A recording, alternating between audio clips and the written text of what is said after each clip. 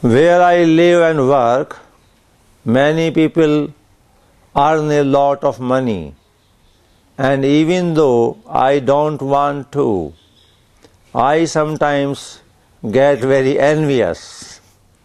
Can you tell me how to overcome this? It's a natural thing many times with many people. People earning all around so much. Changing cars every year, latest model and all that. And somebody then seeing them.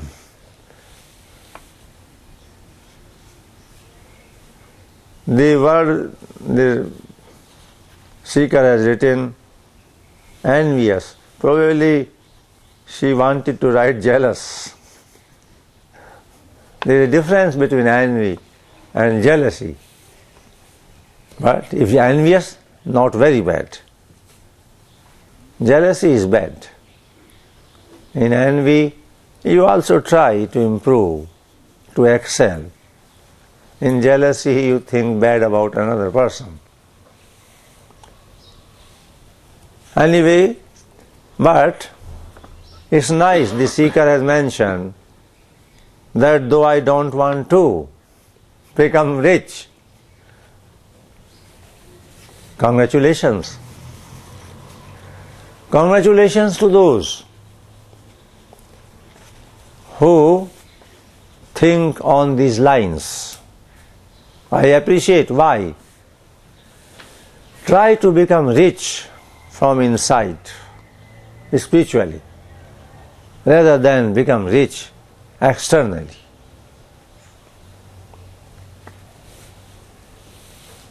There is no necessity of being envious by seeing others earning a lot of money.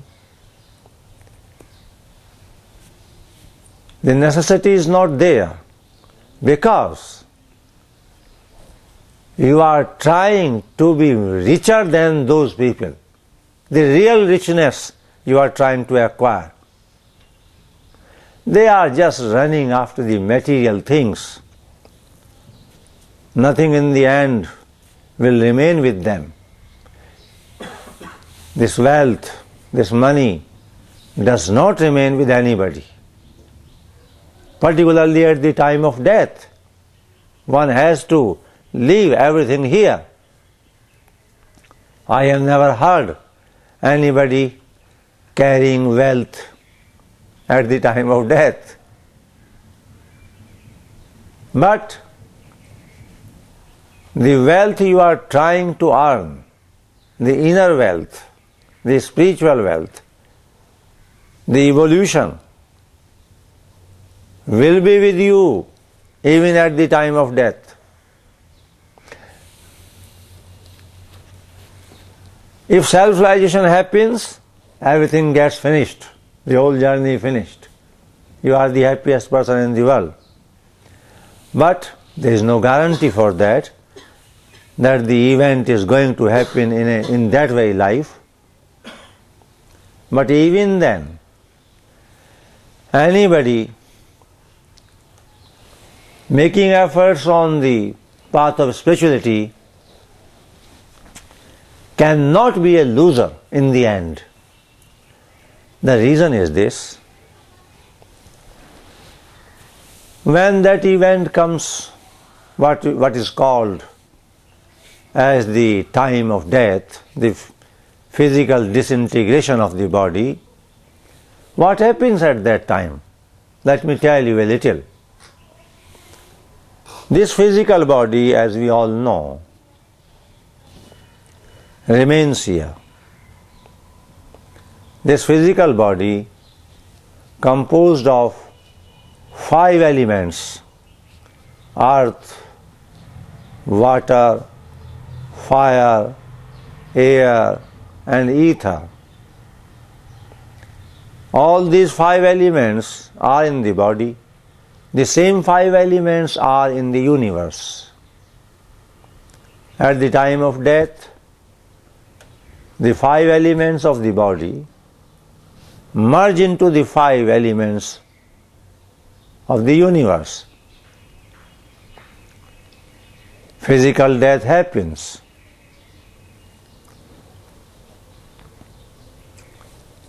And it makes not much difference whether, according to the traditions of different religions, the body is cremated or buried.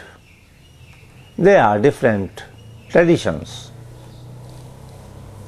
So I was telling you that this body, composed of 5 elements, is disintegrated.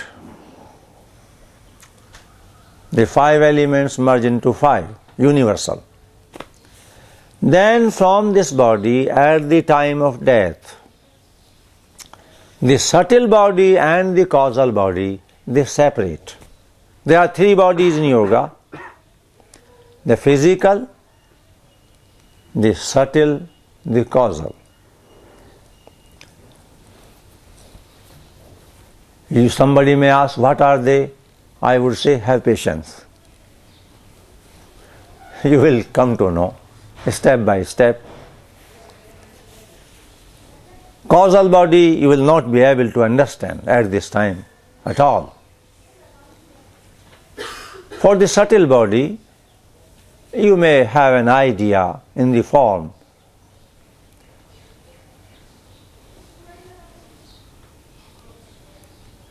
The collected impressions of that life, activity of that life, thoughts, all the impressions, the remaining desires which could not be fulfilled in that life, everything collectively. You may take it for your purpose, the subtle body, what is known as mana, the mind. Many terms in Sanskrit cannot be translated correctly in English, because in Sanskrit there are 4 words: mana, chitta, buddhi, and kar. Lucy knows now, she is studying the things for, and some other people also know here. They are studying things for many years. In English we have to say only mind. So anyway, that mind gets separated from the physical body and a new journey starts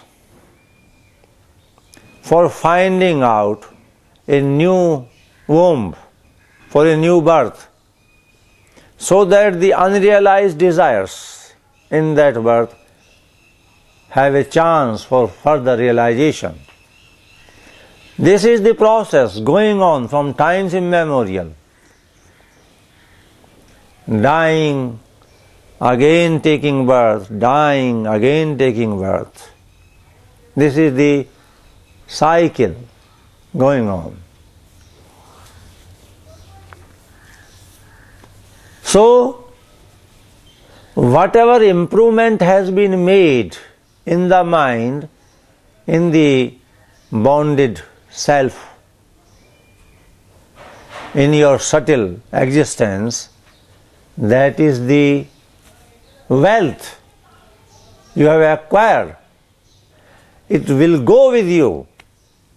I mean, the quality of inner existence goes with you, as it has come even in this birth. What is the reason that we all, being human beings, still we differ? The reason for difference is the different past in earlier lives. Even in one family, there are 2 brothers, 2 sisters, 3 brothers, 2 sisters. They are from the same parents, for many years living under the same roof, having the same facilities of life, yet the difference is so much. Many times the difference is so much. One brother differs from another, one sister differing from another. Why this difference? This difference is on account of the difference of quality in the inner being, the soul, coming after different experiences, taking birth in the same family. What I mean to say regarding the question of the seeker here, you need not have envy. Rather, they should be the people who are trying to be more rich materially would become envious of you if they come to know that you are the person who is earning real wealth, which will never come to an end.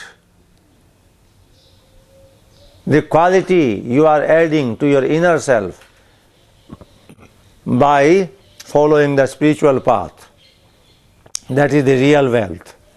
So don't worry about those who are earning around you much more than you. There is another point also. As regards these material achievements, I mean money, wealth, etc., even position in the society, they are not the results of our actions in the present. They are the results of our actions in the past. I mean the destiny part. Many people do not work much, yet they are wealthy. Many people work a lot, sincere, everything, yet they are not wealthy. You have to understand the relationship between destiny and action. So anyway, to the seeker I would say, you are lucky that you are trying to be really wealthy. And the people who are running after material prosperity only are unlucky, to my mind, wasting life in temporary things which will not stay.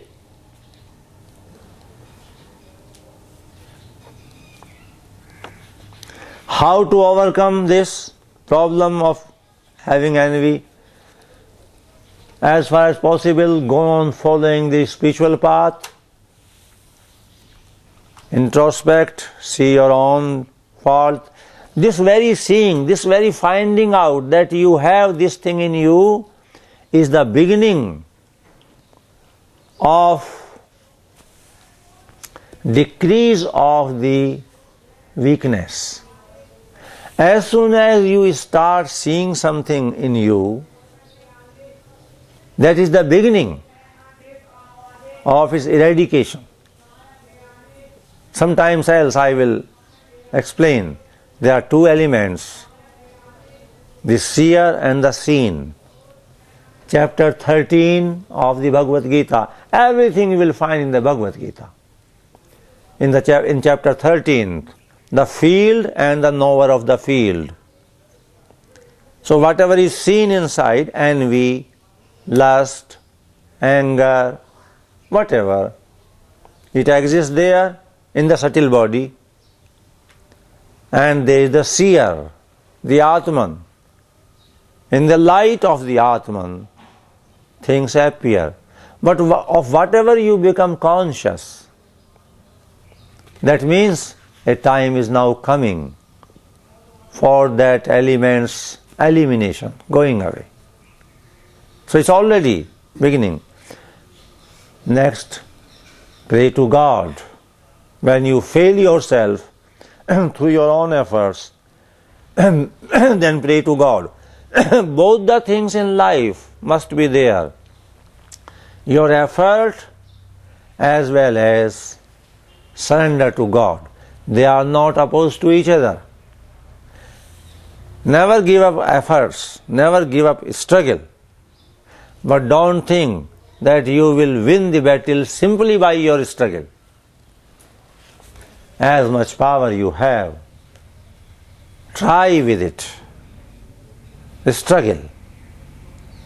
But then pray to that infinite, unspeakable power, God.